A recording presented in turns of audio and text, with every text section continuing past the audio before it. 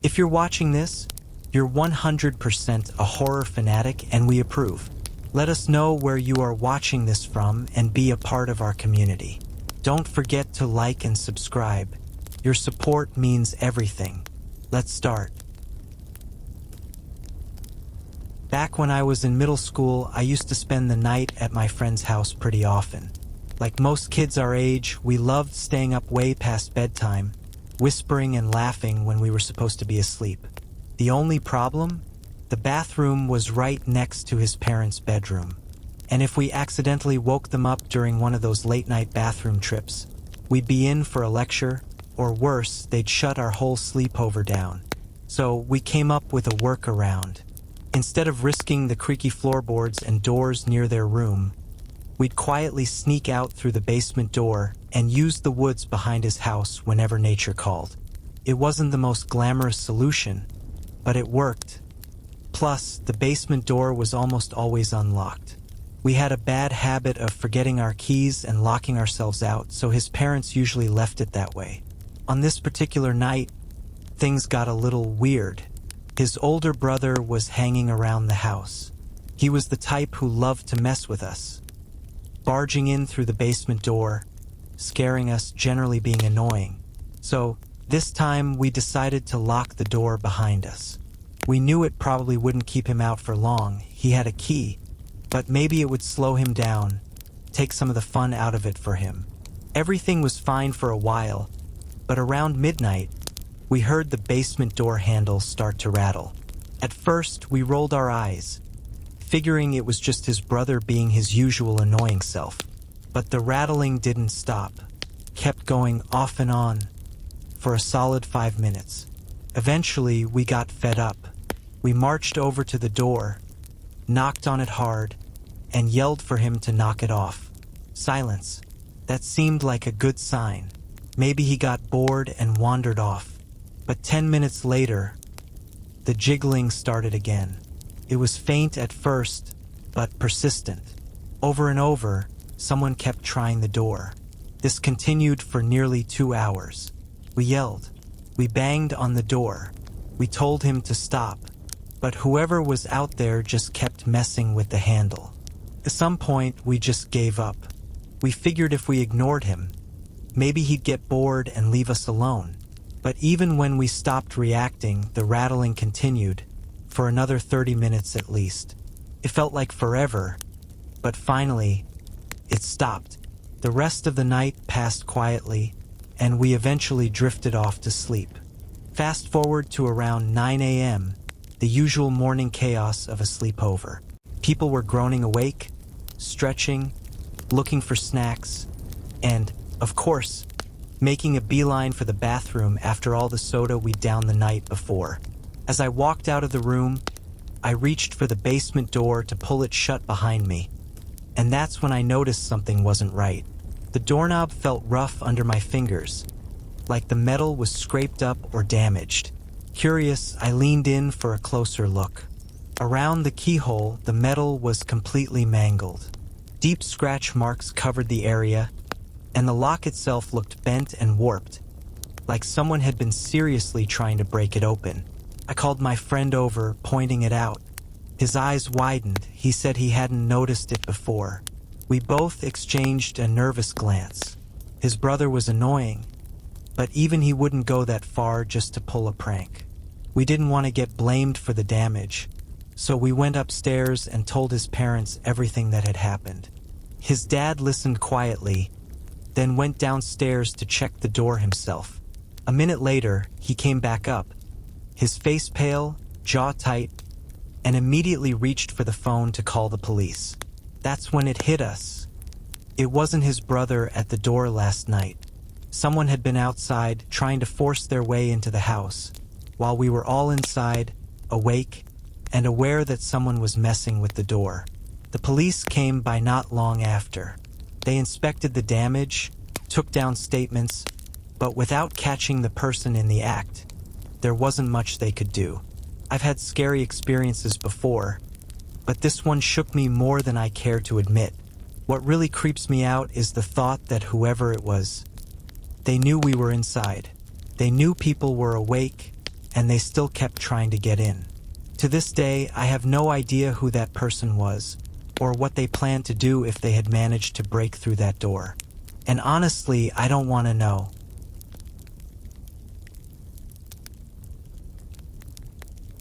I live with my family on the 6th floor of a fairly old apartment building. We've been here for as long as I can remember.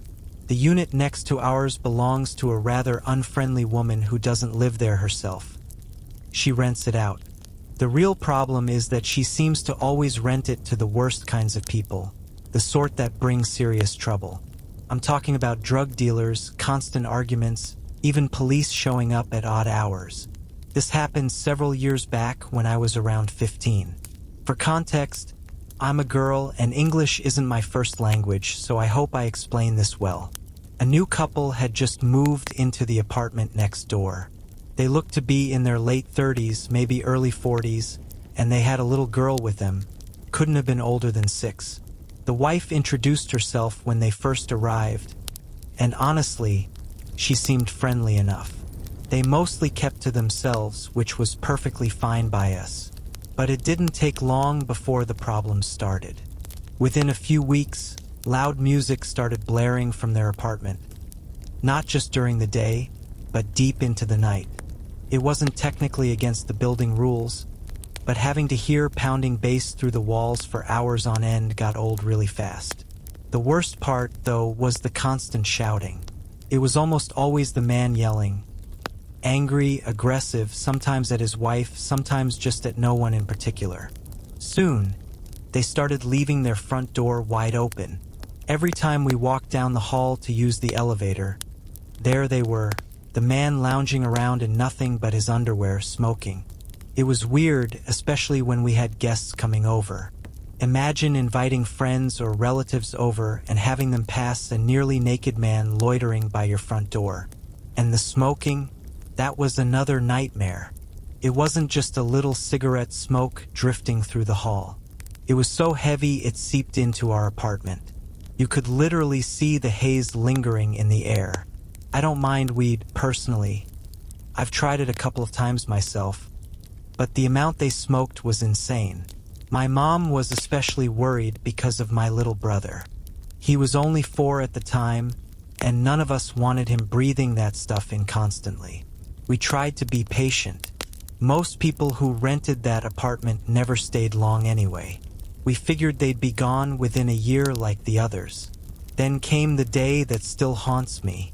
I was coming home after walking our dogs. We have 2 rescues, a medium-sized mutt and a tiny one with way too much energy. I unlocked the front door, let the dogs inside, and just as I was about to follow them in, I heard someone call out behind me. "Hey!" I turned, and instantly, my stomach twisted into knots. It was the man from next door. We'd never spoken before. Not a word. Now, suddenly, he was standing just inches away from me. He towered over me. I barely came up to his chest. And of course, he was wearing nothing but his underwear. The hallway was narrow, and there wasn't much room to back away. Do you need something?" I asked, forcing my voice to stay steady. Instead of answering, he glanced up and down the hall, like he was checking if anyone else was around. Then he leaned in closer. I could smell the weed on his breath, thick and sickening, and I had to fight not to gag. I was young, overly polite, and honestly too naive for my own good. I didn't want to be rude, even though every part of me screamed that something was wrong. In a low, raspy voice, he whispered, "What do you want?" I frowned, completely confused. "Excuse me, drugs? Booze? I can get you whatever you want." My eyes widened. I'd been taught my whole life to stay away from that stuff, and even if I hadn't been, I was clearly underage. Why on earth was this grown man offering that to me? I stammered, "No thanks, sir." I tried to be polite, hoping that'd end the conversation. I wanted nothing more than to slip inside and lock the door, but I hesitated. I didn't know how he'd react if I turned my back. The way he had me cornered, something felt off. "Oh, come on," he pressed, leaning in even closer. "You gotta want something. I can hook you up." His grin widened, teeth yellowed, eyes bloodshot. I shifted, my back pressing against the door. There was nowhere else to go. I forced a nervous laugh. "No, really? My mom wouldn't like that." He tilted his head, still smiling. "Is your mom home now?" I cursed myself. Without thinking, I shook my head. "No, she's at work." He chuckled. "Well then, she doesn't need to know." My breathing sped up. My heart raced in my chest. I've had bad encounters with men before, but being cornered in a hallway by someone twice my size, half-dressed, offering me drugs, that fear was on another level. I tried to hide the shaking in my hands. "No, really, I have homework to do," I muttered, forcing a shaky smile. His grin faded slightly, and with clear annoyance, he finally backed off. "Suit yourself," he said, stepping away. "Have a nice day." The moment he turned, I bolted inside, locking the door behind me. My hands were trembling. I peered through the peephole, and there he was, still standing there, staring at my door. His eyes were glazed, his expression blank, like he wasn't even fully present. He stood there for what felt like forever, but was probably just half a minute, before spinning around and disappearing into his apartment. Through the walls, I could hear him rummaging around, slamming cabinet doors, opening drawers. My mind raced with awful possibilities. Was he looking for something to break in? A weapon? I grabbed my phone, called the dogs to my side, and dashed to the kitchen. I snatched the biggest knife we owned and huddled near the door, dialing my mom's number. My voice was shaky, my words barely coherent. She told me to call the police if I thought I was in danger, but for some reason, I didn't. Maybe I thought it was nothing serious. Maybe I was scared of making things worse. By the time my mom got home, she called the cops herself. A little while later, the wife from next door came knocking. My mom answered while I hovered nervously behind her. The woman acted cheerful at first, asking what happened, but when my mom explained and mentioned the police, her smile faded fast. "Oh, no need for that," she laughed nervously. "My husband didn't mean any harm. He was just trying to sell some CDs he made. He loves music, you see." "CDs?" I stared at her, dumbfounded. He wasn't trying to sell music, he was offering me drugs and alcohol. My mom didn't buy it either. She could see right through the excuse. The woman's expression turned cold. Without another word, she slammed her door shut, drew the curtains, and turned off all the lights. The police arrived shortly after. They listened to my story, knocked on the neighbor's door, but no one answered. Since no one had physically hurt me, and they didn't have permission to enter the apartment, there wasn't much they could do. The man would get a warning, but only if they could actually find him. That night, I tried to sleep, but I couldn't. Every sound made me flinch. Eventually, exhaustion won, and I drifted off. Sometime after 2 a.m., I woke up to screaming. A woman's screams.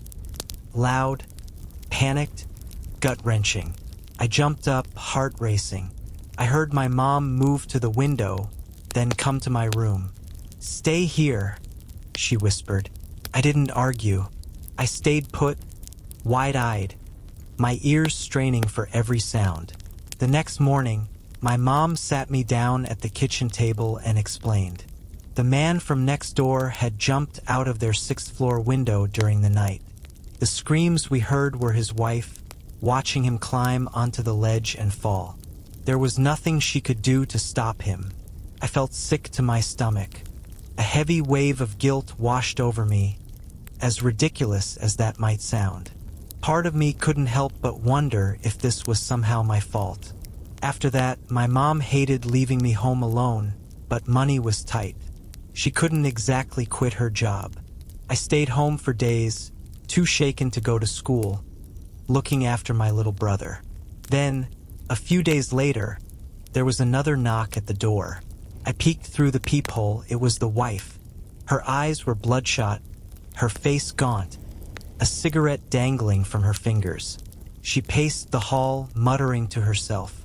I told my brother to stay in his room, took a deep breath, and opened the door. The moment she saw me, her expression twisted with anger. "How dare you?" she hissed, pointing the cigarette toward my face. "You called the police on my husband. You killed him. You and your family. It's your fault."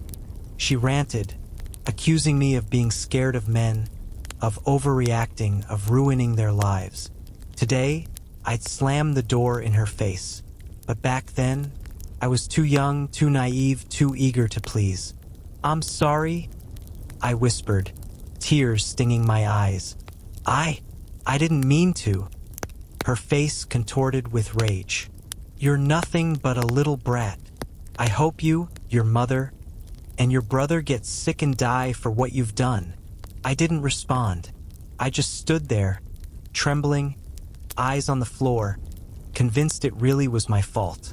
Eventually, she stormed off, and I collapsed inside the apartment, crying for what felt like hours. My little brother kept asking what was wrong, but I couldn't bring myself to tell him. It's been a couple of years now. I've been getting help, therapy, medication, and I can finally say I'm in a better place. But even now, the memory of that day never really leaves me.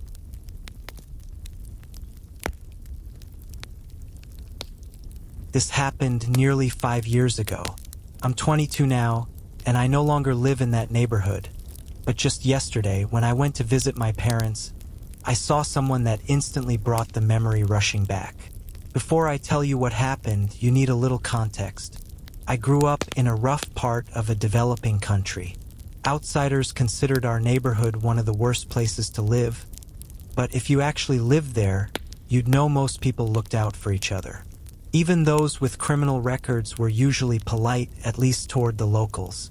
We also had more than a few people in the area dealing with mental health issues. One of them was a man we all called Sonny. His real name meant something close to sunshine. So my mom and I always joked, "Is Sonny feeling sunny today?" It fit him because most days, he'd have this big, awkward grin stretched across his face. Unless, of course, something upset him.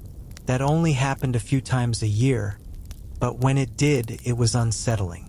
I lived there for nearly 20 years, so I knew Sonny well. He stayed with his 2 older brothers. One sold fruit from a cart down the street, and the other drove a cab to make ends meet. Sonny didn't work. He couldn't. I'm no doctor, but from what I could tell, he likely struggled with some form of schizophrenia. You couldn't have a regular conversation with him, talking about sports, the news, or even basic small talk. His words would tumble out in strange, disconnected sentences that made no real sense. Mental health care in my country is practically non-existent. There are only a handful of proper psychiatric facilities, and they're nowhere near accessible for people like Sonny. Most folks just called him crazy and left it at that. Back when I was a kid, my dad used to be friendly with Sonny and his brothers.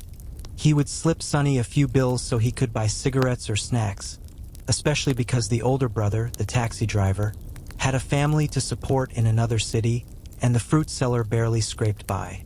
For as long as I could remember, Sonny had been a familiar, harmless presence in the neighborhood. He'd help folks carry groceries, flash his toothy smile at people, and mostly kept to himself. But when I turned 16, something changed. Sonny changed. He still smiled, but it wasn't the same. His smile turned stiff, almost forced, like he was masking something darker beneath it. He started hanging around in odd places, lurking in alleys or leaning against abandoned storefronts, chain smoking from sunup to sundown. I had to leave for school early, around 7 a.m., and no matter how early it was, Sonny was already out there, pacing or staring off into space, puffing on cigarettes like he never slept. It got stranger. Sometimes I'd see him in parts of town that would take me 30 minutes to reach by car. Yet he was there on foot, looking worn down, eyes darting around like he was restless or paranoid.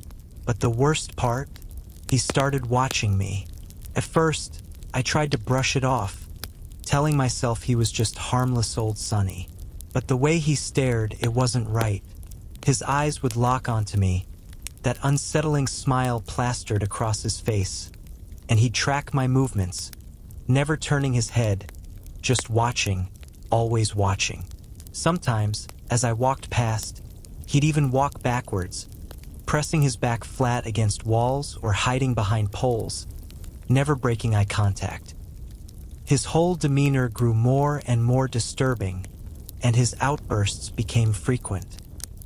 He'd yell nonsense, stomp around angrily, muttering to himself as he stormed back toward his house.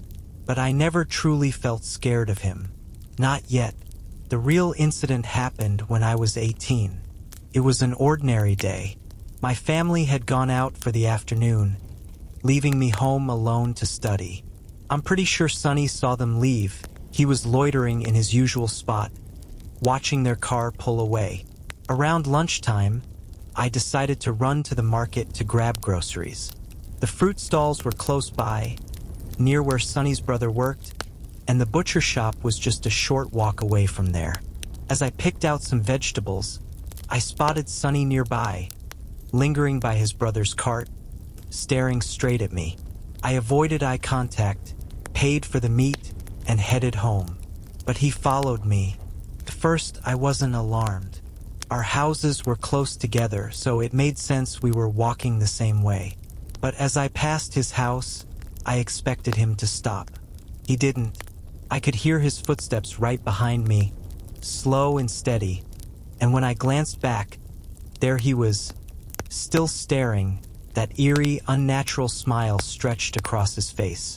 It was unnerving, but I still tried to shrug it off. I'd grown up in that neighborhood. I didn't scare easily, and even at his worst, I never thought Sonny was the violent type. I entered the building through the main gate and walked down the wide hallway. An elderly woman lived on the ground floor. Her door was just off the hall.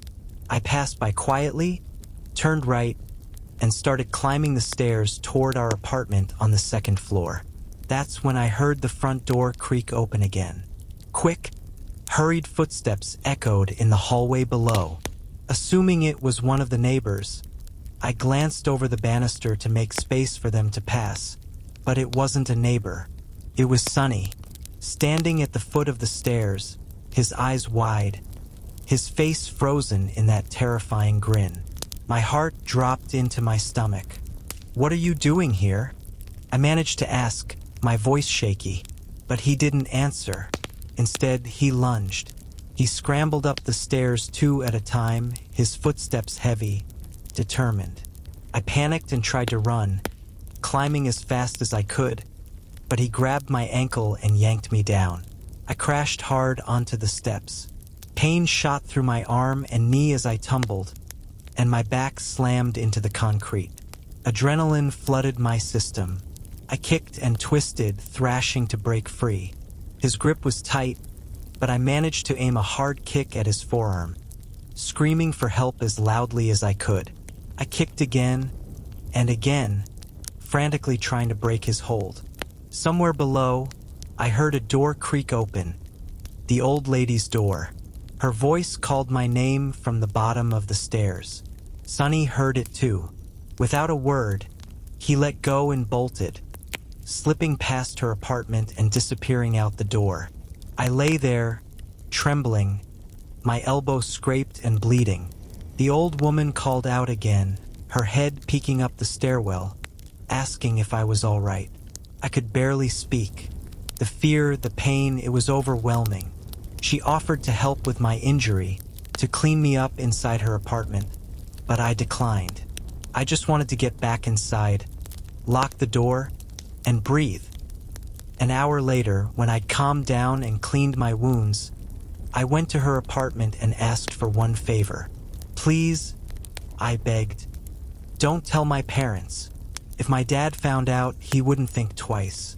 He'd go after Sunny, and with how our justice system works, it'd be my dad sitting behind bars while Sunny walked free, unwell and untreated.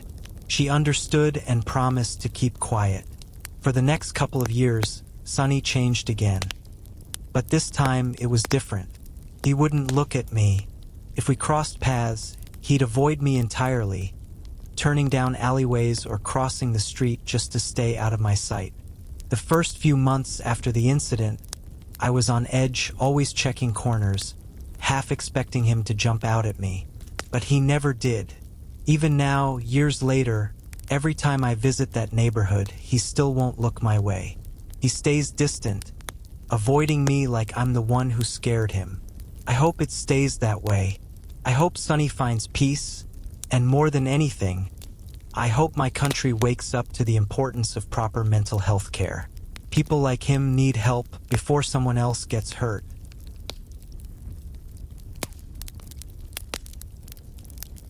When I was 20, I went to an anime convention with a group of friends. It was supposed to be a fun weekend.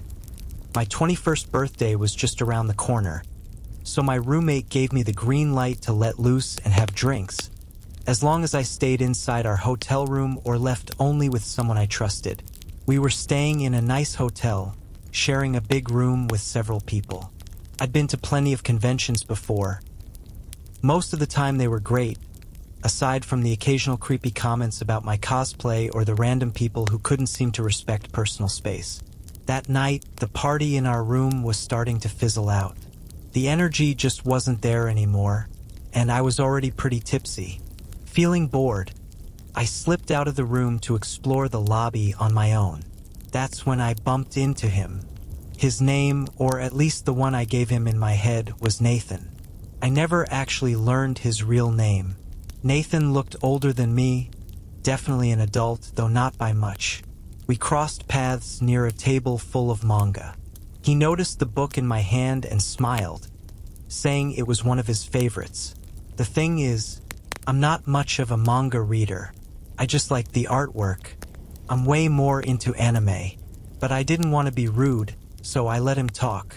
He went on about the story for a few minutes while I nodded along, giving the occasional polite, "Yeah, that sounds cool."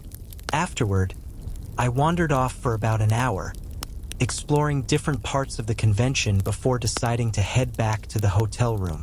When I got there, my friends and I took a couple of shots together. I ended up flopped out on the couch, comfortably buzzed, when we heard a knock at the door. Everything went quiet. There's kind of an unspoken rule at conventions. When there's a knock, you hush up, just in case it's security checking in on the noise. One of my friends answered the door. I could hear muffled voices. "Yeah, Veronica's here. Come on in," my friend said casually. There was a pause. Then my friend called over her shoulder, "Hey, someone's here for you." I frowned, confused. Who would be here for me?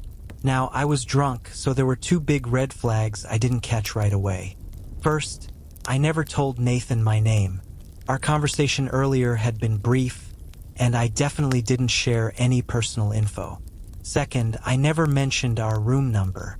We were up in one of the fancier suites, and to even access that floor, you had to use a different set of elevators than the regular hotel guests. But none of that clicked for me in the moment. I stumbled over to the door, curious, and there he was, Nathan, smiling like we were old friends. He asked if I wanted to take a walk. Drunk and naive, I said yes. He seemed shy, harmless, just another anime fan looking for company. We wandered through the quiet hallways as he started talking about some obscure anime, the kind where the main character does dark, twisted things to the girl he likes. I tried to look it up later, but couldn't find anything that matched what he described. The closest thing was a handful of Unsettling Yandere shows. That's when the unease started creeping in. The hallway was empty, just me and him. No direction, no plan. His conversation took a turn. Now he was rambling about his obsession with true crime and serial killers. How he followed all the big cases. how fascinated he was with what those people did. That set off every alarm bell in my head. I decided it was time to go back to my room, but then he stopped walking. He stared at me, eyes unblinking, and said, "I know a cool spot we can go. If you use the staff elevator, you can get all the way to the top of the hotel. The view is amazing." His voice was calm, but there was an unsettling edge to it. Then I noticed it. His breathing had gotten strange, uneven. His hands were trembling. I told him no. Somewhere beneath the alcohol haze, my survival instincts kicked in. But he grabbed my arm, hard. He tried to pull me toward the staff elevator doors. I yanked back, telling him to stop. His grip tightened. "Be quiet," he hissed. Panic surged through me. I twisted free and bolted down the hall. His footsteps pounded behind me. "Stop!" he shouted, chasing after me. I was nearly in tears, my mind racing. Why were the hallways so empty? Where was everyone? Finally, I spotted a group of girls gathered near a vending machine. They saw my face, the fear, and without hesitation, they pulled me into their circle.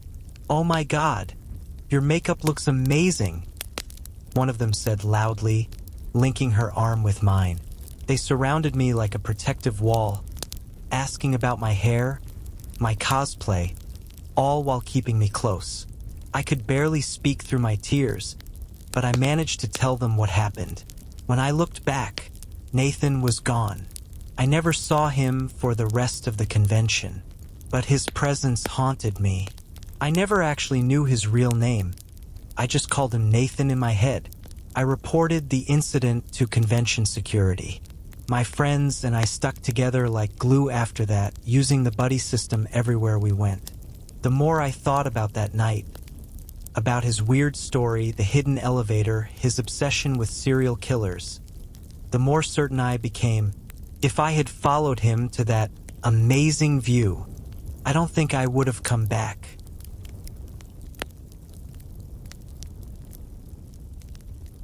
This happened well over a decade ago, back when I was still a student trying to get by. Like a lot of people my age, money was tight. I juggled a part-time job and picked up side gigs whenever I could to earn a little extra. One of those side jobs was house sitting and pet care, something I actually enjoyed, especially the animals.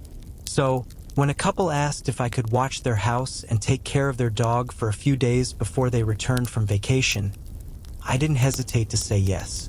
Their original house sitter had backed out at the last minute for reasons they didn't explain. The deal was pretty good. They offered to pay me for 2 full weeks, even though I'd only be staying there for less than a week. The house itself was beautiful, spacious, modern, with all the nice touches, but there was a downside. It was located not far from an area known for its high crime rates. Break-ins, robberies, it wasn't unheard of.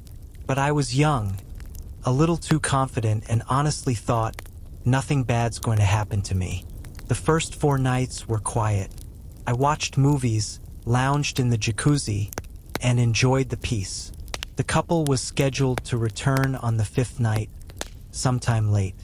I was just about to check on the dog when they called around 10 p.m. Their flight had been delayed, and they decided to spend the night at a hotel, asking if I could stay 1 more night. It wasn't a problem. I was already there, and my overnight bag was still in the car. I called my dad to let him know my plans since I still lived with my parents at the time. After that, I settled in and went to bed, feeling pretty tired. But around 1 a.m., I woke to the unmistakable sound of glass shattering. My heart jumped into my throat. Footsteps followed, fast, heavy, running down the hallway. Without thinking, I grabbed my old Motorola phone and hit the redial button. It was muscle memory, just 1 button, and it called the last number. My dad. I quickly slipped the phone between the mattress and headboard, hoping he'd hear what was happening if he picked up. I had barely done that when the bedroom door slammed open. In the faint glow from outside, I could make out a tall figure. His silhouette was dark, broad, and in his hand, a knife gleamed under the dim light.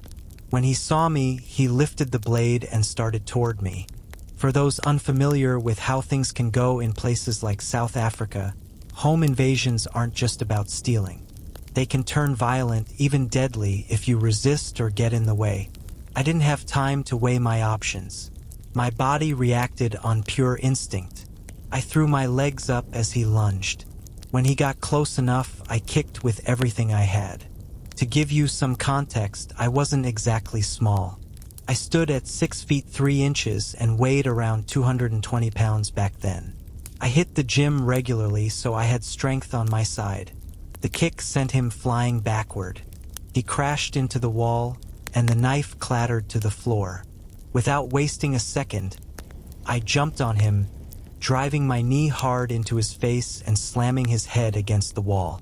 I wasn't thinking about consequences, just survival. The man collapsed, dazed and groaning. But before I could even move, I heard it. The distinct, terrifying click of a pistol being cocked. I froze. A second man was standing there now, pointing a gun directly at my head. For what felt like an eternity, though it was probably no more than 10 seconds, I didn't move a muscle. Dark thoughts flooded my mind. If he shoots, if I survive, will I be paralyzed? Will I live my life dependent on others? The man spoke, his English broken but clear enough. Lie down, face down, on bed. I had no idea what his true intentions were, but figured if he wanted to shoot me, he would have done it already. I obeyed. He tossed a blanket over me.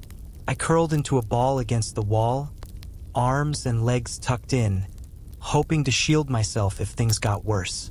In the panic, I forgot all about the phone call to my dad, or the first man still sprawled on the floor. A moment later, another voice entered the room, speaking in what sounded like Portuguese. I couldn't understand the words, but I recognized the language from trips we used to take to Mozambique. While one man helped the guy I had kicked, the other began stuffing valuables into a large duffel bag.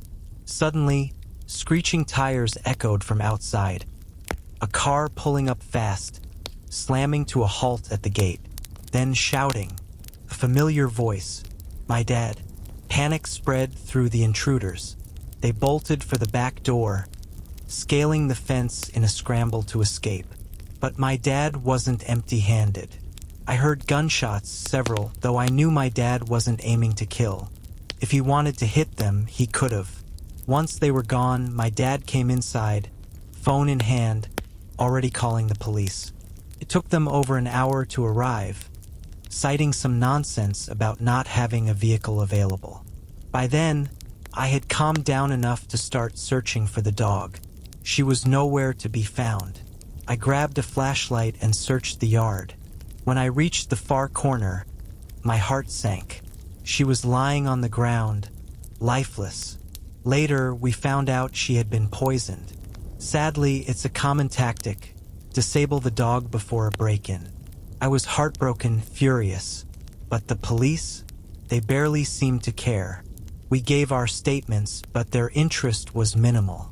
I packed my things, secured the house the best I could without disturbing evidence, and left. But the story wasn't over. Nearly 8 months later, I got a call from the detective handling the case. They had arrested 3 suspects and asked me to come identify them in a lineup. I hesitated. I hadn't seen their faces clearly. It was dark. I'd spent most of the time with a blanket over my head, terrified. The detective understood but explained they already had fingerprints and other evidence. The identification was just another step to lock the case tight. I agreed to go. But unlike the movies, there was no one-way mirror, no separate viewing room. They brought the suspects into the same space as me, standing them against the wall. One of them, I'll never forget his eyes. Pure, unfiltered hate. The look of someone capable of hurting, even killing, without remorse. His name was Joseph Dragan. Afterward, the detective showed me his criminal record. It was horrifying. 4 counts of murder, 8 or 9 attempted murders, assaults, aggravated assaults, over 100 charges for burglary, home invasions, robbery, and multiple assaults against women. The detective told me bluntly, had I not reacted as fast as I did that night, things could have ended very differently for me. 3 days later, I got another call. Joseph had escaped custody. They warned me to be vigilant, but I wasn't overly concerned. The break-in hadn't been at my home. My car was different now. Plus, I'd finally gotten my firearm license and carried my pistol everywhere. For a long time, nothing happened. Then, 2 years later, I ran into the same detective at the grocery store. We caught up and she shared an update. Joseph Dragan was dead. During another home invasion, armed and dangerous as always, the homeowner fought back. Shot him once in the stomach and again in the neck. With the usual slow emergency response, Joseph bled out on that living room floor, the same way he'd left so many others afraid, broken, or worse. In the end, justice found him, even if the system couldn't.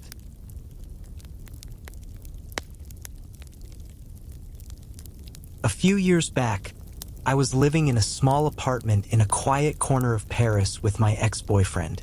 Our relationship, well, to put it lightly, it was far from healthy. We fought constantly, and sometimes those arguments turned aggressive.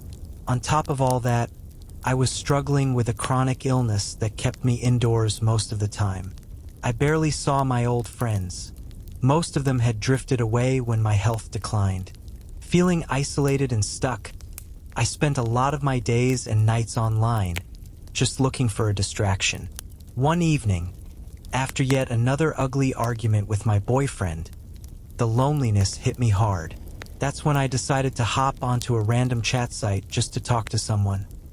Anyone. That's how I met him. His name was Lucas. We bonded instantly over our shared love for video games, and from that night on, we chatted almost daily. For 6 straight months, Lucas became my escape, my friend, my confidant. He knew all about the mess I was stuck in with my boyfriend, and even though things at home were rough, Lucas never judged me for staying. Eventually, we decided to meet in person. He offered to come to my place, and though I was nervous, I agreed. Our first meeting was awkward, both of us shy, but after a few drinks the tension faded. We laughed, played games, and for the first time in a while, I felt genuinely happy to have a friend again. We started seeing each other regularly, at least once a week. He never pressured me to go out if I didn't feel well, and I tried my best to lift him up too. Lucas struggled with depression, always feeling like his life was falling apart. I just wanted to be there for him, to remind him that he wasn't alone.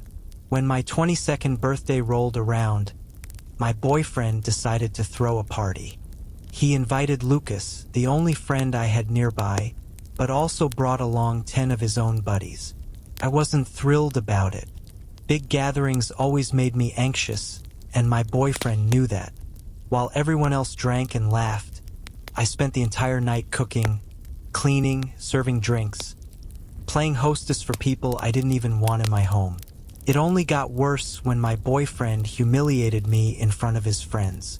Lucas noticed how upset I was and came to check on me. I broke down, venting everything. How trapped I felt, how scared I was to leave, even though I knew I should. I admitted that I loved my boyfriend but couldn't end it yet. It just didn't feel safe. And that's when Lucas leaned in and tried to kiss me. I froze, pulling away immediately. My life was already complicated enough. I didn't need more drama. But still, I couldn't help feeling hurt. It almost seemed like he had been waiting for the perfect moment to take advantage of my vulnerability. Lucas didn't say a word after that. He simply opened the door, handed me a small box. Inside was a beautiful, expensive necklace. I told him I couldn't accept it, but he left without another word. After that night, I decided to put some distance between us. It wouldn't be fair to keep seeing him, knowing he wanted more. I made it clear if he hoped for anything beyond friendship, it couldn't be with me. But a few months later, the messages started. Dozens of them. Lucas poured his heart out, saying he was in love with me, that I was his reason for living. At the same time, my boyfriend noticed my phone constantly buzzing with texts and calls, and his jealousy flared. It made me so anxious that I finally shut off my phone altogether. Back then, I worked as a waitress at a small cafe. I'd spend my shifts answering the phone for takeout orders. One evening, around 7 p.m., the phone rang. I picked it up, expecting a regular order, but all I heard was breathing at first. Heavy, shaky breathing. And then his voice. Lucas. My blood ran cold. I hung up immediately, but the phone wouldn't stop ringing. It buzzed again, and again, at least 10 more times. My boss eventually picked it up and dealt with the calls. My shift wasn't over until midnight, but at around 11 p.m., I saw him, Lucas, standing outside the cafe window, looking desperate, his eyes darting around. He pleaded to talk to me, but fear gripped me so tightly I couldn't speak. I rushed to the kitchen, explained everything to my coworker. He took over my tables while I hid in the back, working as a cook. After about 30 agonizing minutes, Lucas finally left. I was too terrified to walk home alone, so my coworker kindly offered to drive me. But the next day, over 100 missed calls from blocked numbers. I was so exhausted I could barely function, but I tried my best to ignore him. Weeks passed, and I thought maybe it was over, but it wasn't. Lucas started showing up at my workplace repeatedly, waiting outside. I avoided him, hoping he'd get the message. But when that didn't work, I went to the police. They brushed me off, said it was just a case of unrequited love. Then one morning, everything changed. I was getting ready for work.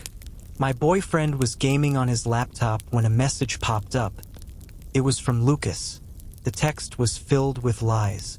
He claimed we'd been secretly sleeping together, that I was cheating, that I was playing with his heart. I was stunned, completely frozen. Thankfully, my boyfriend saw the messages. He'd suspected Lucas had been harassing me, even though I never admitted it. Furious, he blocked Lucas on every platform.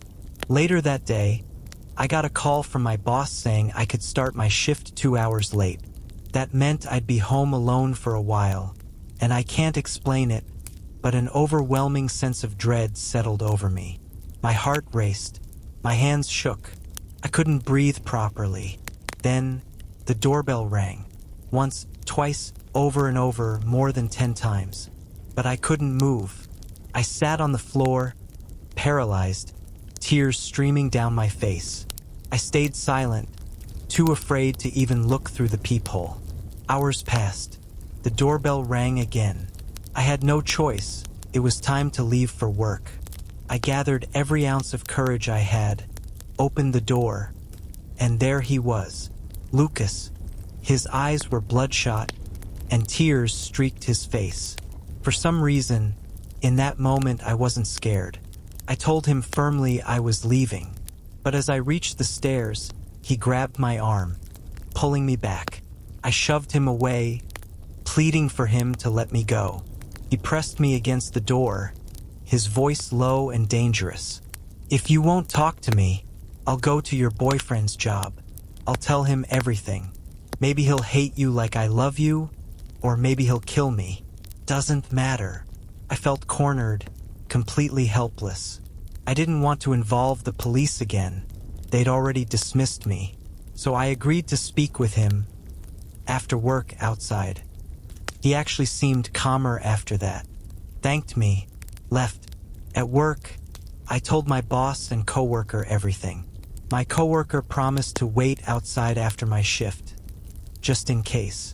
Sure enough, Lucas was there. We sat down. The same obsessive declarations poured out of him, over and over. I finally interrupted, my voice steady despite my racing heart. "Lucas, Nothing will ever happen between us. You've made me afraid. You've made my life unbearable. Something in his face changed, like he finally saw the damage he was causing. But then, he reached into his bag and pulled out a large package. It was filled with expensive gifts, jewelry, perfume, even electronics. I refused, but he insisted. He said keeping the gifts would only remind him of me. And then came the ultimatum. If I accepted the gifts, he'd leave me alone for good. I was exhausted, broken down. I agreed just to end it, but it wasn't over. 2 weeks later, I was staying with a close friend, a former coworker, for a sleepover. It was around 5 a.m. when my phone started buzzing. First, I ignored it, too tired to care, but it kept ringing and ringing. I finally picked it up. The first image that popped up made my stomach twist. Blood. Lots of it. The messages flooded in. Gruesome, horrifying pictures of mutilated limbs, torn bodies, and then Lucas's face. I was trembling uncontrollably. My friend grabbed my phone, scrolling through the horrifying images. I felt physically sick. 31 photos in total. And then, silence. An hour later, another message. A video. It was Lucas, in a hospital bed, weak, pale, hooked up to machines. His words were slurred, but I caught fragments. Love. Promises. That's when I learned the truth. Lucas had tried to take his own life. Doctors diagnosed him with bipolar disorder and a severe personality disorder. He was admitted to a psychiatric facility for treatment. It's been years since that nightmare. I moved to a new city, started fresh. A new job, a different relationship, far from the shadows of my past. And though I've moved on, those memories, they still follow me.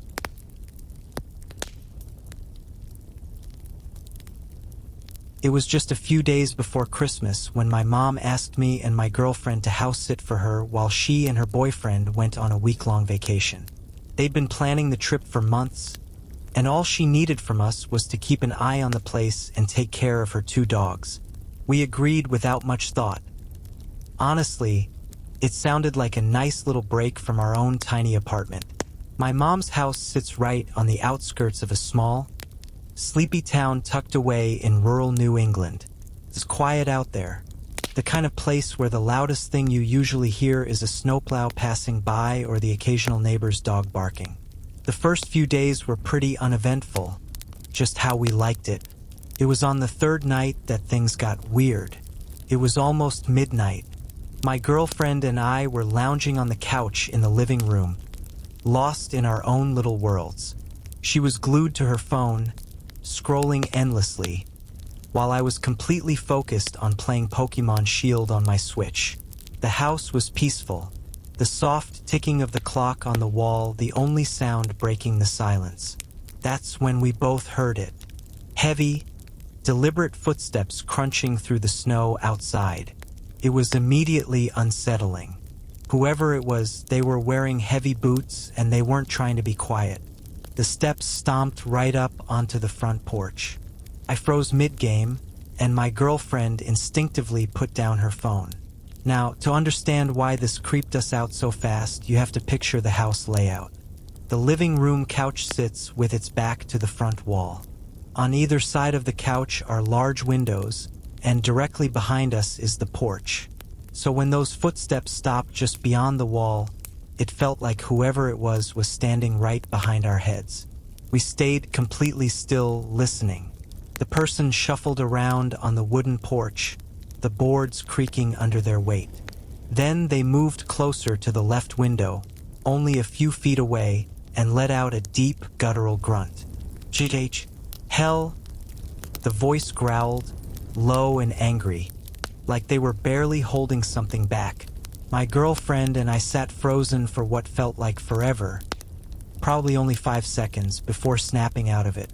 We bolted up from the couch and immediately started switching off every light in the house. We tiptoed to the laundry room, tucked away in the back, a spot with no windows facing the porch. For a minute, all we did was listen. The house was silent again, except for the occasional creak from the old wooden floors beneath our feet. Eventually, curiosity got the better of me, and I decided to peek outside, just enough to see if the coast was clear. I crept to the front window and carefully pulled the curtain back an inch. That's when I spotted him. A large, broad-shouldered man was shuffling down the sidewalk across the street. It was well past midnight, and this area isn't exactly known for late-night walkers. The town basically shuts down by 9 p.m. His presence out there at that hour, in the cold, was unsettling on its own. But what really threw me off was the plastic shopping bag swinging from his hand. There were no stores open this late, nowhere to have just come from, and his movements, they were odd. He kept doing this strange, stiff shuffle like his legs didn't work right or he was fighting to keep his balance. It didn't feel normal. Then, without warning, he suddenly picked up speed, crossing the street in this jerky, awkward jog toward the small parking lot near our house. And just like that, he vanished into the shadows. I hurried back to the laundry room, heart racing, and quietly told my girlfriend what I'd seen. We both tiptoed to the window together, peeking out to see if he'd returned. But the sidewalk was empty. We crept around the house, checking every window one by one. Nothing. That is, until my girlfriend moved to the other side of the house and pulled the curtain aside. Her breath hitched. "There he is," she whispered. I joined her. The man was walking away now, back toward the far end of the street, disappearing into the darkness. We debated what to do, whether to call the cops or wait it out. Before we could decide, a loud knock echoed from the opposite side of the house. We both jumped, rushing toward the sound. The back door handle rattled violently. Someone was definitely trying to open it. Luckily, it was locked tight. At that moment, one of my mom's dogs, a little rescue mutt with a surprisingly fierce bark, started going ballistic. His high-pitched, ear-splitting barks filled the air, backed by low growls that sounded way scarier than his small frame suggested. I honestly think that's what scared the guy off. We stood there, holding our breath, listening as the house fell quiet again. Then, I grabbed my phone and called my mom for advice. We considered calling the police, but honestly, out here, the local cops aren't exactly known for being efficient. Mom actually told us not to bother. "Probably some drunk or strung-out idiot," she said. "It happens sometimes. They wander around, forget where they are." Turns out, it wasn't the first time someone sketchy had shown up at my mom's door in the middle of the night, all messed up. Still, the whole situation left a bad taste in my mouth. To this day, I have no idea what that guy really wanted, and I'm grateful I never had to find out.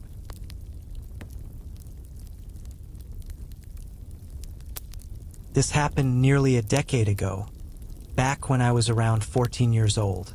At the time, my family lived in an old, creaky farmhouse tucked away along a quiet country road. The house sat surrounded by endless cornfields that stretched as far as the eye could see. Our closest neighbors were easily 2 or 3 miles down the road, which meant things stayed pretty quiet most of the time. No door-to-door salespeople, no uninvited guests, and certainly no traffic. It was a chilly autumn evening, and only my mom and I were home. We were in the kitchen baking cookies and fudge to sell as a fundraiser for my little brother's scout group. My dad and younger brother had gone out to help my uncle with some livestock. I think it was cattle, though I can't quite remember for sure. We were chatting and laughing while working the dough when a knock sounded at the front door. Just a normal, polite knock, tap, tap, tap. I paused for a second, feeling a weird unease settle in my chest, but I brushed it off as my typical overthinking. Mom mumbled under her breath, slipping off her dish gloves as she headed for the door. As she walked, the knock came again, but this time it wasn't so ordinary. There was a rhythm to it, almost like a pattern. Tap, tap, tap. Sent a chill down my spine. Mom froze mid-step and slowly turned back toward me, her face a little paler than before. Without saying a word, she moved to the large front window that overlooked the porch. She carefully pulled the curtain aside just enough to peek outside without being seen.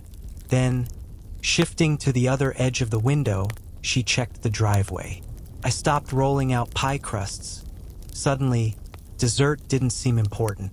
I watched her closely. Her eyes grew wide, her expression hardening into a mix of fear and frustration. Then, without saying much, she grabbed my wrist and led me toward the hallway closet. "Do you have your phone?" she whispered urgently. I nodded and showed her. From the closet, she pulled out my dad's old baseball bat, his prized Louisville Slugger. My stomach tightened with anxiety. Suddenly, a loud, aggressive pounding rattled the front door, making me jump. My mom's grip on my wrist tightened as she shot me a stern look, silently telling me to stay calm and quiet. We hurried down the hall to my parents' bedroom. Mom locked the door and quickly secured the windows.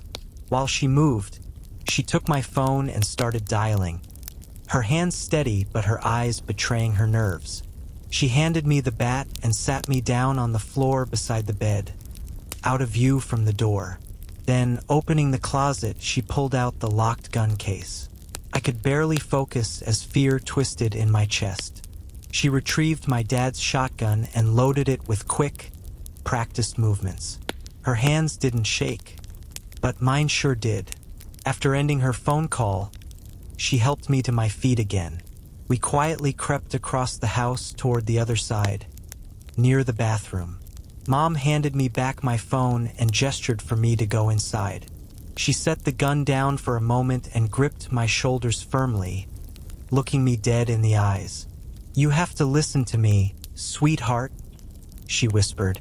"There are people outside, walking around the house." A cold shiver ran through me. "Why?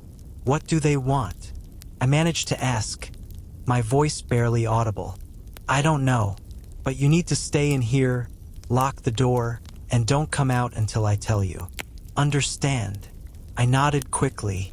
Mom gave my shoulders a squeeze, then pushed me gently into the bathroom.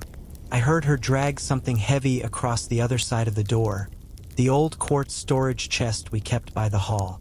It was filled with heavy rocks collected over the years, impossible to move quietly. I sat on the cold tile floor near the small bathroom window, gripping the baseball bat tightly in my trembling hands. The minutes dragged by, every second feeling like an hour. Eventually, faint footsteps crunched outside the bathroom window. I heard two distinct voices whispering. "Think they're inside?" one voice asked. "Yeah, heard them talking before we knocked," the other replied, his tone low and unsettling. My heart raced. I pressed a towel over my mouth to quiet my breathing, tears pricking my eyes as panic set in.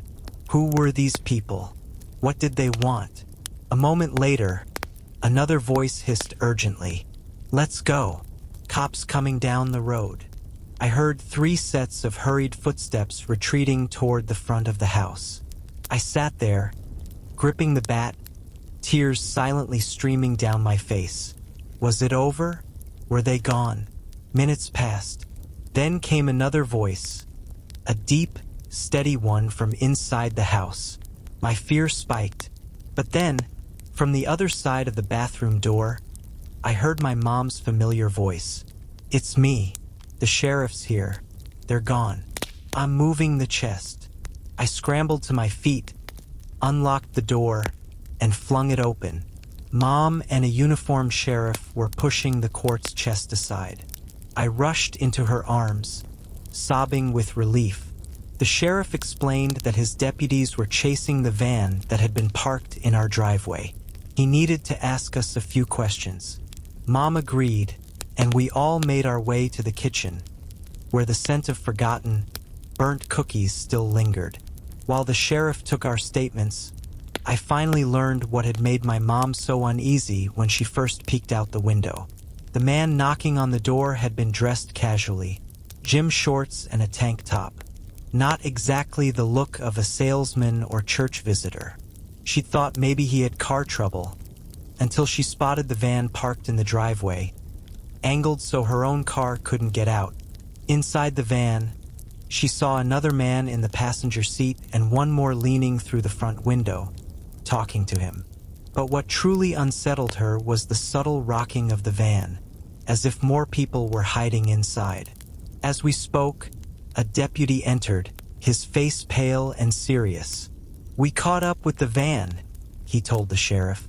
"Ran them off the road into a ditch. No injuries, but, there were 5 of them." The sheriff's eyes narrowed. 5? The deputy nodded. "Yeah." Claimed they were a team of vacuum salesmen going door to door. Said they got lost. The sheriff scoffed quietly, clearly not buying it. He stepped outside with my mom to share more details privately. When she returned, her face was tear-streaked, and she clung to me tightly. Later that night, my dad rushed home. My uncle, a towering, broad-shouldered guy, stayed over just to be safe. After that incident, Mom spared no expense beefing up home security. Motion lights, alarms, reinforced locks, we had it all. She also made sure both my brother and I learned how to load, handle, and safely use a gun. My aunt and uncle even gifted us one of their German Shepherd puppies. He was a playful goof most of the time, but Mom trained him into a loyal guard dog. Still, even with all that, Mom never truly relaxed again. We both took self-defense classes just to give her some peace of mind. It wasn't until a few years later, during another baking session for a holiday fundraiser, that I finally got the courage to ask her what they found inside the van that night. She hesitated at first, but finally answered, her voice low. "Rope, duct tape, burlap sack sedatives," she admitted. After hours of questioning, one of them finally cracked. They weren't having much luck finding victims in town, so they started targeting isolated homes out here.